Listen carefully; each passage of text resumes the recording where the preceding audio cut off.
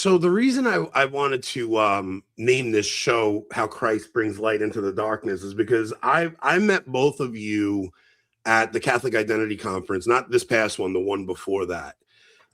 And both of your stories struck me because they weren't reversion stories necessarily.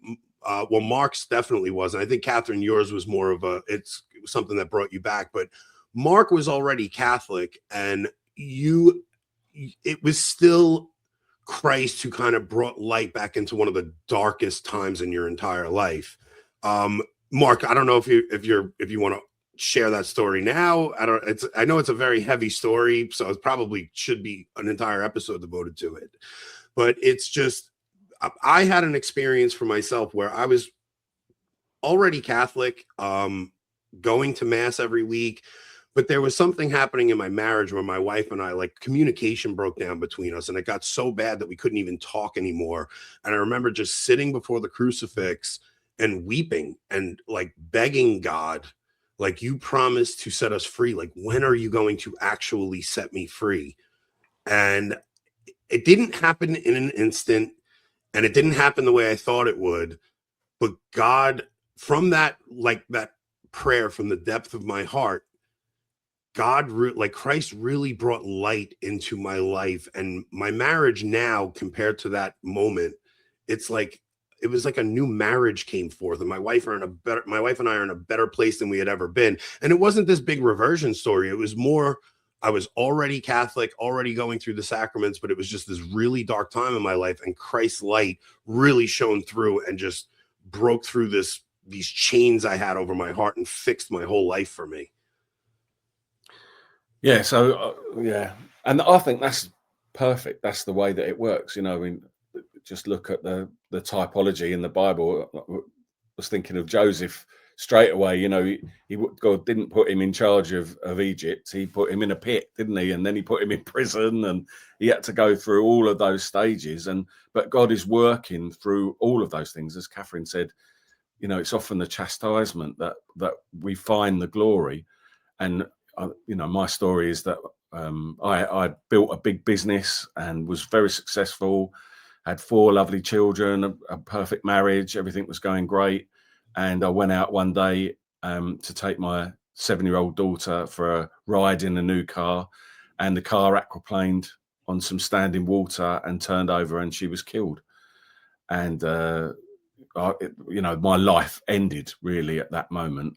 It felt like that was a complete change in everything. That everything was destroyed, and that from that moment on, really, I was just waiting to die. That was kind of, but there were, I was kept alive really by my faith. It was knowing that I had 3 other little children, that I had an amazing wife, and that I had to keep going for them. I wasn't much use to them for probably 10 years after that happened. And it's still a source of incredible pain, like it was yesterday. It really is that raw. Even like last night, I was around at my sister-in-law's family, and they were playing an old video of my daughter Ruth with their daughter when she was a little baby, and like they're like, "Oh, isn't that lovely?" And immediately the incredible agony, just comes up, and I have to look away almost. It's so painful.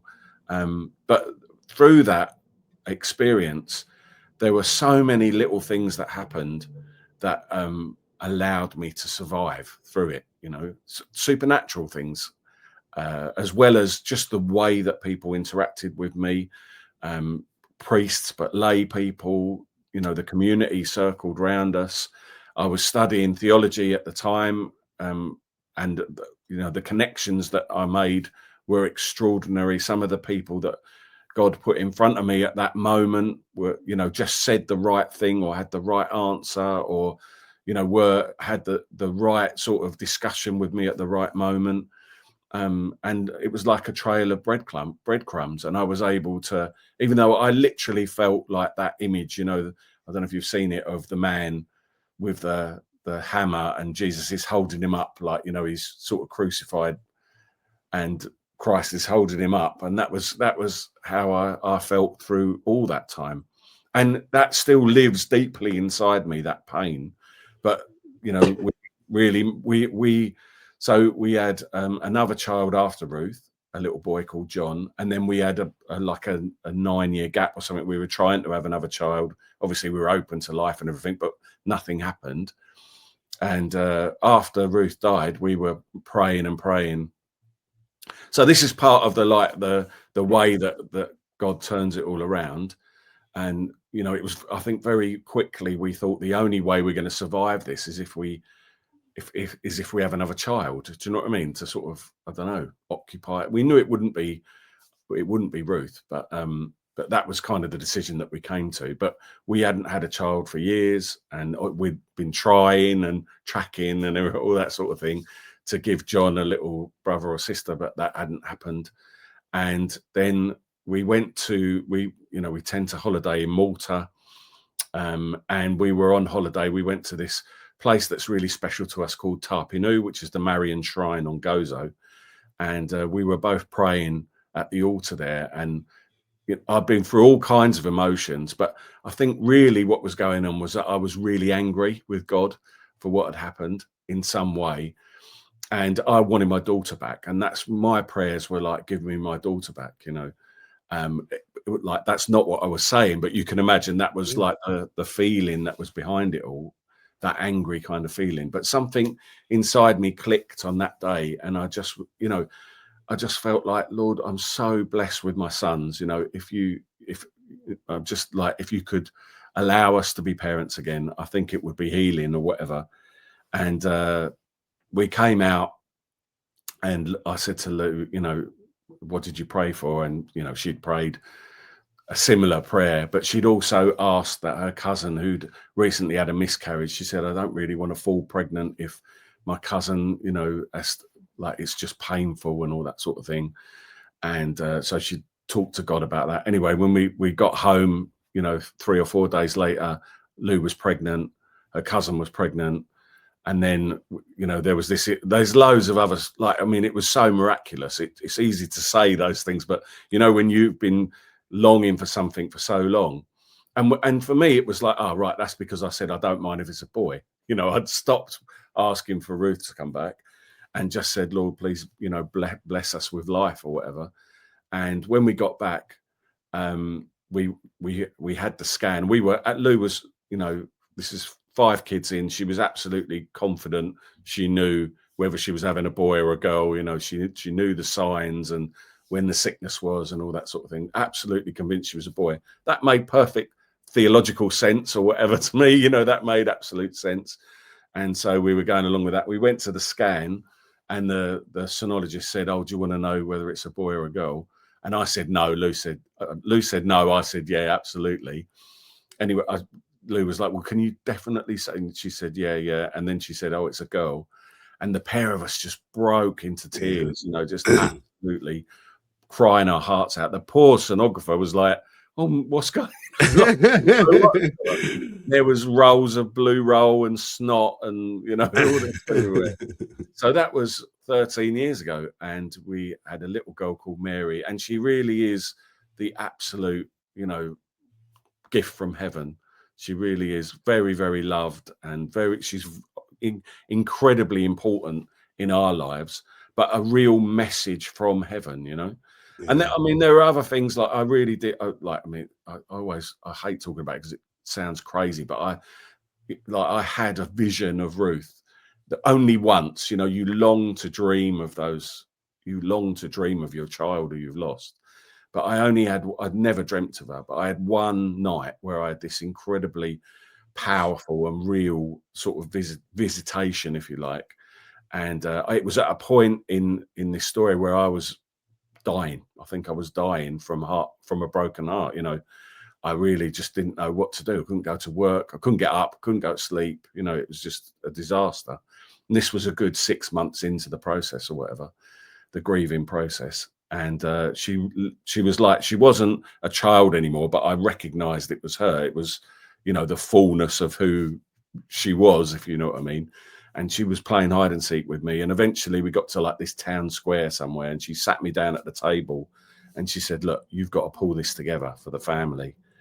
You know, the Father, you know, God the Father has got this. Everything's going to be okay. You've got to be strong enough. You've got to look after mummy, and you've got, you know, and it's choking me out just talking about. But it was transformative. You know, that was transformative because it gave me that teleology, perhaps, to know that this is the trajectory and that we're all going to be together in heaven. And my job now is to get us all there, if you like, you know. Yeah, talk about a new mission in life, right? Like we all have to see her again. Yeah, exactly. Coming to greet us. And so all that theory perhaps that I'd learned from studying for 5 years or whatever, then it was all real. Yeah. Does that make any sense? And so Oh now yeah, absolutely. since then I've lived my faith like it, not like it's some theoretical thing, or I'm going, or maybe it's true, or maybe it's not true. I know this is the reality, and so this is how I live it. It's one of those stories where we'll have to do a full episode with Mark to really get into this because he summed it up in 5 minutes. But Mark gave this talk at the Catholic Identity Conference that, I mean, I was weeping listening to, yes, the heartbreak of losing your daughter, but these little miracles that God put in your life to bring you back to life because you were dead inside, like you were essentially dead. And there's something about the way Christ comes into a broken heart that unless your heart is broken, it's almost like you can't really experience Christ's love fully until he can heal a broken heart like that. And Mark's story is one of those stories where you're weeping when you hear it told in full. And Katherine, yours was also a beautiful story. Like you guys were the highlight of that conference for me. And it was because it was the first time I got to meet you guys in person. I was really excited to watch you guys, but you two both gave the most powerful stories that whole weekend. And I thought they were beautiful. I don't know if you want to share a little bit of yours also, Katherine. I don't know. So there's lots of elements to my story. I think you're referring to, I'm trying to remember what I said, but I think you're probably referring to my experience with my mum when she was dying. So she was ill a lot throughout my life, suffered a great deal, and then finally was diagnosed with terminal cancer, and she died within 6 months. And so I nursed her through that time. And it's too easy to say immediately there was this bolt of lightning. You know, do you get bolts of lightning or is that thunder? Well, anyway, yeah, lightning, yeah. So this bolt of something came, it sort of penetrated me, but it wasn't like that. It wasn't that simple. I think what it is I look at the trajectory of my life and seeing where I am now, I look back at my mother's suffering and the way in which she took that on herself and offered it to Christ and offered it to the cross and didn't plead to have it taken away and didn't say, slip me an injection, and didn't complain and say, why me? She responded. Her faith, you know, she was a very devout woman and she suffered greatly, but bore that suffering. And I don't think I really understood what it meant to bear suffering. And so I fell away from my faith and made some terrible choices, quite angry with God then in my 20s, just late teens, early 20s. And I led the kind of life that you see around you, which is I want to do what I want. You know, if this pleases me, if this makes me happy, then I'll do it. And who are you to say that I can't? If I enjoy going to a party, getting drunk, taking drugs, whatever, then, and it's bringing me happiness, then I'll pursue it. And what I think now as an adult with my own children is I want to try and point to the absolute fact that you cannot make choices without consequences. You cannot think that you can escape those consequences. I'm maybe being a bit cryptic, but what I'm trying to say is you can either bear the consequence yourself or you can pass that on to others. So one of the things then during this time is I met my husband and he already had children. And at the time of our coming together, their parents weren't together, but it wasn't. You know, possibly they might have been if nothing prevented them. And we said, it's no bother, you know, this is what we want. We want to be together. It doesn't matter. He's got 3 kids. We want to be together. And we justified it and said, well, this is good for them. You know, this will be good for them. It's great when people love each other, and even if it's not their parents, this is better for them. And now what I've come to realize in the years since, this is a very hard lesson, is by in that instance, by pursuing what we want, by saying we want this and we will take it because this is for our benefit, we pass the cost onto our children, those we love most. We pass there's no escaping that. Like, no matter how the world lies to you, you pass that cost and those consequences onto those that you love the most. So we force brokenness into each of them. And then we have our own family, and you think, oh, it's okay because we've got our intact family, but it's never intact because they've got half siblings and they've got step siblings, and there's a brokenness that runs at the heart of our family through our choice. And so then I think, okay, well, I look back at my mum, and the correct response is, don't just do what you want. Don't just say, put me out of my misery, or let me, you know, it's let me accept this, let me bear the cost of this so that it can bring wholeness. So the wholeness I have in my life is thanks to the choices of my parents or my mum to bear that rather than force that onto others. So the reason I was talking about this is because I talk a lot with young people about abortion, about IVF, about adultery, about murder, about sin. And they often say to me, but surely it doesn't matter because IVF's great because you get babies and you love them and God's created them. And abortion's okay because what if you've been raped? And what I try to impart, and this is through my experience, and none of that's a good thing. That's all terrible what I've just shared with you. But I'm not trying to glorify it or make it justify it. But what I've learned through it is I don't want my own children to suffer, to place that suffering on others. So when you have an abortion because you want to live a life free of the burden or whatever, you are placing that cost onto another human, the child, and you are killing them. When you have IVF because you want children, you are placing that cost onto the frozen embryos because you want it. Understandably, you want it. But that's, and when you commit adultery and you say, but this is in our best interests and we want to do this and it makes us happy, you are placing that brokenness forever onto existing children. Now, there is no escaping that. And the Christian response is to say, I will bear that suffering. I will go without what I think I want. As hard as it is, as a mother trying to conceive, if I can't, I will accept that suffering as hard as it is. If I get pregnant through some awful circumstance, or as a teenage girl who got no money, I will try and bear that. You know, it goes back to suffering and sin. And Mark's just spoken about suffering, is through the taking that cost and that burden onto ourselves. That is Christ-like. That's saying no. But then we when we avoid that and we say no, it's fine, I can just pursue it this way, I can just do whatever I want, it will come back to bite you. And so what I want to say to my kids is, you can do that. You're free to do that. You're adults. If you want to go out in life, hook up, have abortions, seek IVF, commit adultery, do whatever, I'm not going to be able to stop you. But as a loving mother, it would be wrong to pretend to you that this is not going to lead to consequences that are beyond your control. So to love you is to share this with you and to say, I've been there and I know what it's like. And because of that, I can prevent you. Well, you know, it's like God in scripture. He's like, come on, guys, don't do this. And they say, no, God, we're going to do this. And it's fine because we're your people and you'll never abandon us.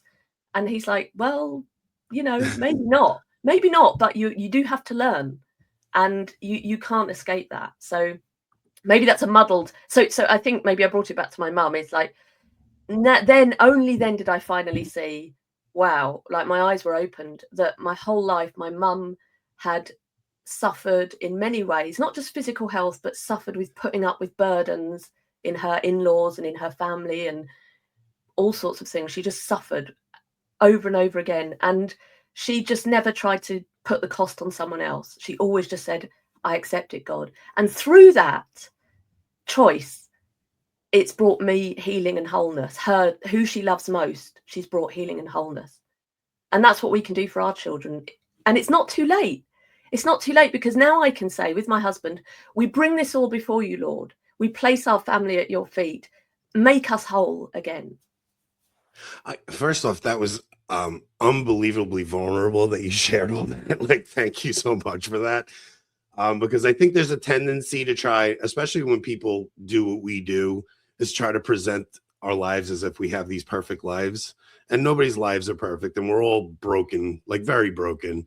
And we all have some very, deep trauma throughout our lives. But just the fact that what I was even saying with Mark, like there's no way for Christ to really break through unless you are vulnerable and you do have a broken heart. And when you have a broken heart, that is when God really can intervene and heal some of the messes in our lives. For me, when I Mark and you both talking about being angry with God, like when I was before that crucifix, I was furious with him. Like I was angry because my marriage was falling apart. And there was this period where I had to go and stay with my mom because me and my wife couldn't even have a conversation together. And I think those prayers, when you're angry at God and you're just so deeply upset because you tried to do everything the way he said and it just didn't go perfectly, that it makes us angry with him. But those are the times where he actually can answer. It's like Paul talks about, like when you, from the depth of your heart, you cry out, Abba, Father. Like those are the times where God really can intervene in your life and show you that he can actually put together some of these broken pieces. I so believe that, Anthony. It's like, I always think it's like Jacob at the Jabbok, isn't it? Wrestling with God. And that's what we do. That's what our lives are. We don't understand a lot of the time how this works in our life, but I think God appreciates the wrestling. He wants us to be passionate about getting it right and to do our best. And it doesn't mean that we won't fall down or that we won't get it wrong and mess up.